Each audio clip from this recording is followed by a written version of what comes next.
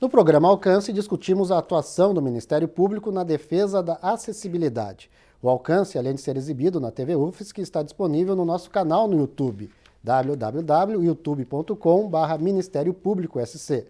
Neste bloco, os promotores de justiça, Luiz Fernando Góes Oliceia e Germano Krause de Freitas, respondem às perguntas do povo.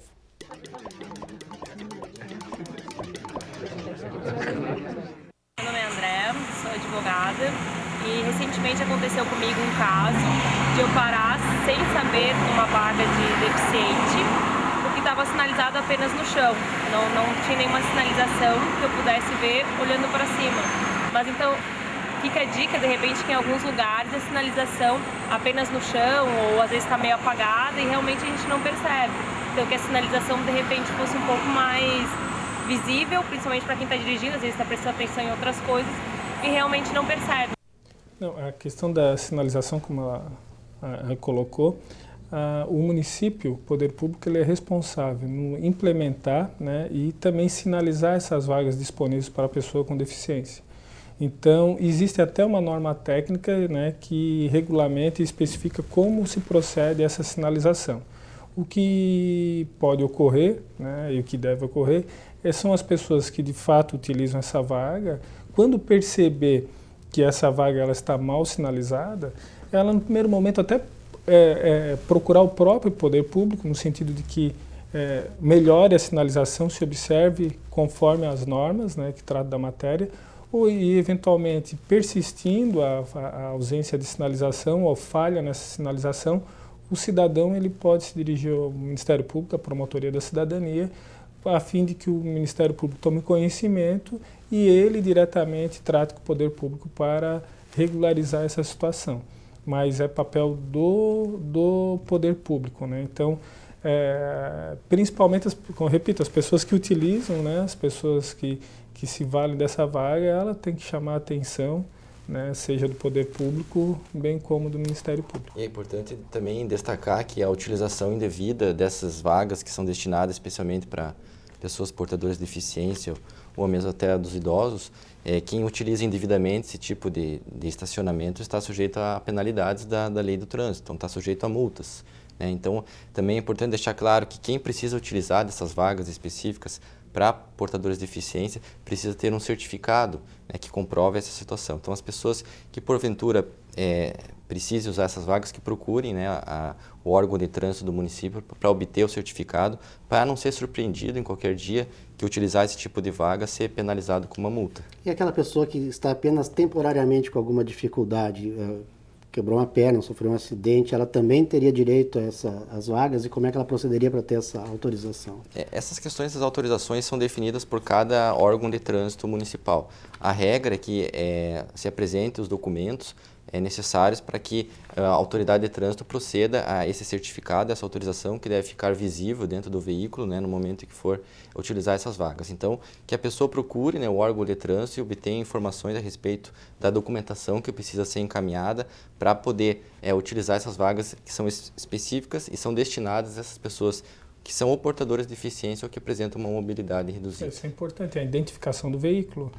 Como colocasses, eu tenho alguma deficiência, eu estaciono nessa vaga reservada em função dessa deficiência, mas se o meu veículo não está identificado, provavelmente a Guarda Municipal, a polícia vai passar, vai notificar esse veículo. Então, a necessidade dele estar identificado, né? E no estacionamento de uma empresa privada, mas que atende o público, um shopping, por exemplo, que é um local privado, e ele também está sujeito às normas de sinalização adequada dessas vagas? Os shoppings ele tem que assegurar também o número de vagas para essas pessoas, seja para a pessoa com deficiência ou para a pessoa idosa.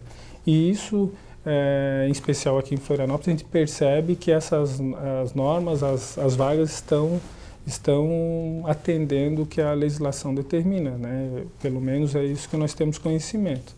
Então, o que pode acontecer, e como acontece no público externo, nas ruas, é a questão de educação. Nem sempre o cidadão observa que aquela vaga ela é disponível apenas para pessoa com deficiência ou idosa.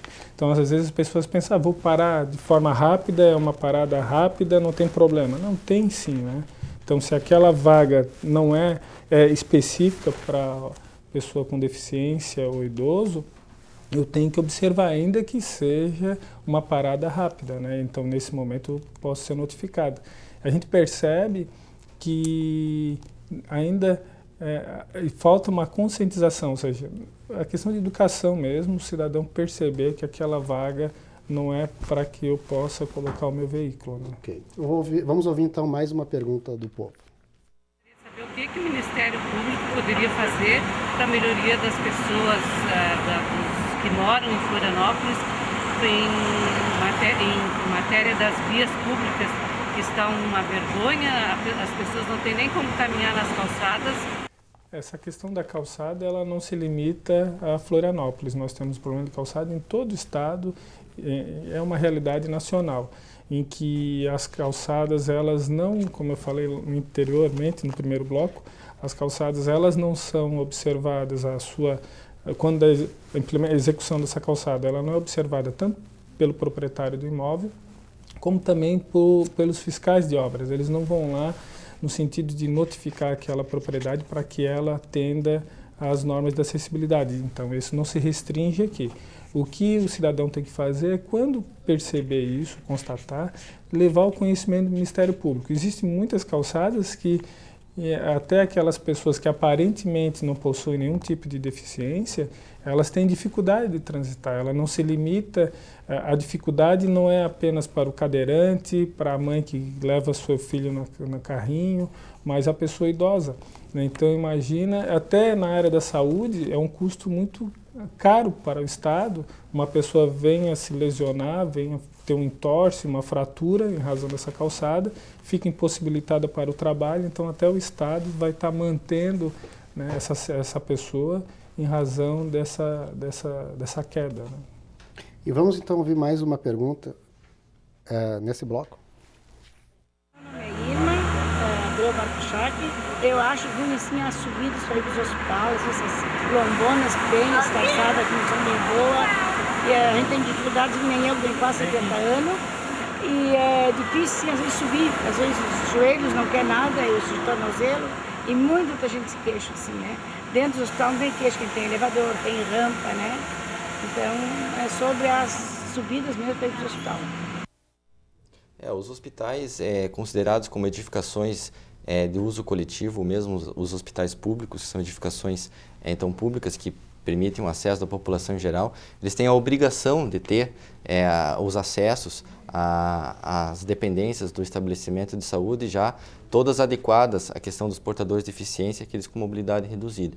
Então, a própria legislação, a legislação brasileira é bastante detalhista com relação a essas questões de normas técnicas que são aplicadas às edificações, a todas elas, incluindo aí a questão dos hospitais. Então, é obrigação dos hospitais, então, fazer a acessibilidade para aqueles que são portadores de deficiência com mobilidade reduzida. Aqueles que não se adequarem podem ser notificados, podem até ser responsabilizados posteriormente, mas é a obrigação, sim, dos hospitais e das edificações terem todo o acesso que permitam o acesso da população em geral, especialmente aqueles que têm problemas com mobilidade. A própria legislação especifica que para a construção de edificações de uso coletivo e edificações públicas, se faça um projeto prévio e tenha já o projeto de acessibilidade. Então, é obrigação hoje, determinada em lei, e até se prevê penalidades para isso, que, inclusive, com a não autorização da obra, então que as edificações, especificamente de uso coletivo e de edificações públicas, que já tenham um projeto prévio de acessibilidade. E aqueles que já estiverem construídos, que já estiverem em pleno funcionamento, que não estiverem com o acesso já construído, tem um prazo que foi definido pela própria legislação para se adequarem às exigências das normas técnicas que os decretos e a legislação pertinente ao assunto estabelece. Ok. Então vamos fazer mais um intervalo. No próximo bloco nós vamos falar então do projeto Santa Catarina Acessível, que é um grande pacto entre os diferentes setores da sociedade pelo fim das barreiras de acesso.